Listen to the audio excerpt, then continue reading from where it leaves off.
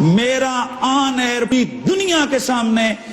ہزاروں کروڑوں لوگوں کے سامنے چیلنج ہے، پورے ذخیرے حدیث میں، پورے ذخیرے روایات میں ایک روایت بتا دو کہ ابو طالب نے کبھی بتوں کی پوجا کی ہو، ایک روایت بتا دو کہ ابو طالب نے کبھی پوری زندگی حضور کی مخالفت کی ہو، کبھی اسلام کے خلاف بات کی ہو، کبھی رسول اللہ کی اقدار کو چیلنج کیا ہو۔ ساری زندگی ابو طالب کی حضور کے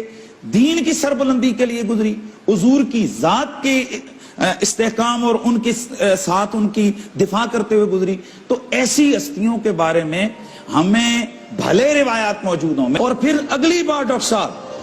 ہمیں حکم ہے کہ آپ ایک طرف آپ کا والد ہو، یہ میں آخری قرآن مجید کی دلیل دے رہا ہوں، آپ کا اگر باپ ہو، لا تجد قوما یؤمنون باللہ والیوم الآخر یوادون من حاد اللہ ورسولہ واللہ کانوا آباہم او ابناہم او اخوانہم او عشیرتہم۔ اللہ فرماتے کہ نبی آپ ایسی قوم کو جو اللہ اور اس کے رسول پر ایمان لے آئے ایسا کرتے نہیں پاؤ گے کہ وہ اللہ کے نبی اور اللہ کے دین کے دشمنوں سے دوستی کرتے پھریں، محبت کرتے پھریں، چاہے ان کے باپ ہوں، چاہے ان کے بھائی ہوں، چاہے ان کے قریبی رشتہ دار ہوں۔ یعنی قرآن کی نص مومن کامل کی یہ شان بیان کر رہی ہے کہ مومن کامل کسی کافر کے ساتھ محبت نہیں کر سکتا۔ سوال یہ پیدا ہوتا ہے کہ جب میرا ایمان کامل ہو، چاہے میرا باپ بھی ہو، اگر وہ اسلام کا مخالف، اسلام کا دشمن ہے تو میں اس سے پیار نہیں کروں گا۔ تو بتائیے کہ اللہ کا رسول کافروں سے اتنا ٹوٹ کے پیار کرتا رہا کہ ان کے لیے آنسو بہاتا رہا، ان کے لیے سال پورا غم کرتا رہا اور انہیں یاد کر کر کے روتا رہا، اور یہاں تک صحیح سند سے روایت ہے کہ حضرت ابو ہریرہ فرماتے ہیں حضور رویا کرتے تھے اور فرمایا کرتے تھے کہ چچا تمہاری جدائی کو میں نے بہت جلد محسوس کر لیا، کیونکہ جب تک حضور حضرت ابو طالب جو ہے نا وہ باحیات رہے، کبھی مشرکین مکہ کو جرأت نہیں ہوئی کہ وہ حضور کے اوپر کوئی کسی قسم کی سختی کرتے۔ تو ہمیں ان تمام خدمات کا ہمیں جو ہے نا وہ لحاظ رکھنا چاہیے۔ جی قاری خلمان جاوید صاحب، فائنل نوٹ۔ نہیں ڈاکٹر صاحب، اصل میں بات آپ کو پورا وقت نہیں ڈاکٹر صاحب میں بات کر رہا تھا کہ نبی رحمت صلی اللہ تعالی علیہ وآلہ وسلم نے جناب حضرت ابو طالب سے محبت فرمائی اور جناب ابو طالب نے رسول اللہ سے ٹوٹ کے پیار کیا، اتنا پیار کہ اس پیار کو اللہ کے نبی یاد کر کر کے روتے رہے، مختلف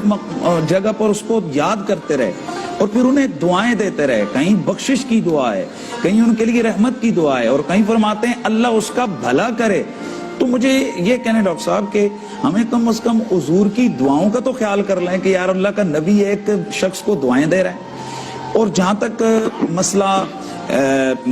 روایات کے والے سے تو ہم پہلے بات کر چکے ہیں کہ روایتیں بے شمار ہیں، کم از کم ہمیں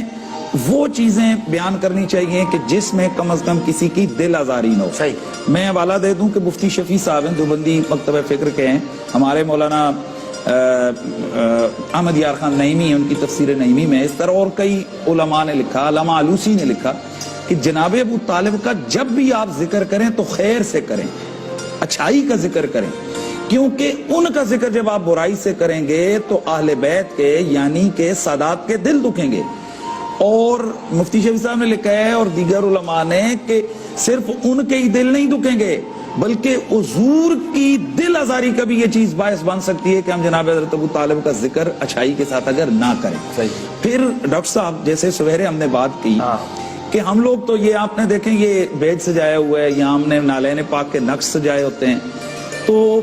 وہ کیوں ہے کہ وہ نبی علیہ السلام کے نالین پاک، میں بڑی ایک دلیل دینے لگا۔ نالین کا کام کیا ہوتا ہے؟ جوتوں کا کام ہوتا ہے پاؤں کو ٹھوکر سے اور کانٹے سے بچانا، اور یہ 6 مہینے سال ہی بچاتے ہیں اور 24 گھنٹے ہمارے ساتھ نہیں ہوتے ہیں۔ تو جو نبی علیہ السلام کا نالین جس نے آپ کے قدمین طیبین کو ڈیفینڈ کیا، اس کو بچایا، کس سے؟ کانٹوں سے، کنکر سے۔ ہم اس نالین کو نہیں، سینکڑوں سال بعد جیسا وہ نالین دکھتا تھا، جیسا اس کا جو ہے نا وہ نقش تھا، ہم اس کو کبھی ماتھے پہ اور کبھی سینے پہ سجاتے ہیں کہ اس نے حضور کا دفاع کیا، یہ حضور کا نالین ہے۔ کیا ابو طالب نے اتنا بھی حضور کا دفاع نہیں کیا؟ ساری زندگی جناب حضرت ابو طالب نے رسول اللہ کے دفاع میں گزاری ہے. اور پھر ہم لوگ کدو کے ساتھ جی محبت کرتے ہیں, اس کو جناب اٹھا کے دکھا کے کھاتے ہیں. ہم کہتے ہیں حضور کی پسند ہے. یار ابو طالب سے حضور نے کدو جتنا پیار بھی نہیں کیا ہے. واہ واہ واہ واہ واہ واہ.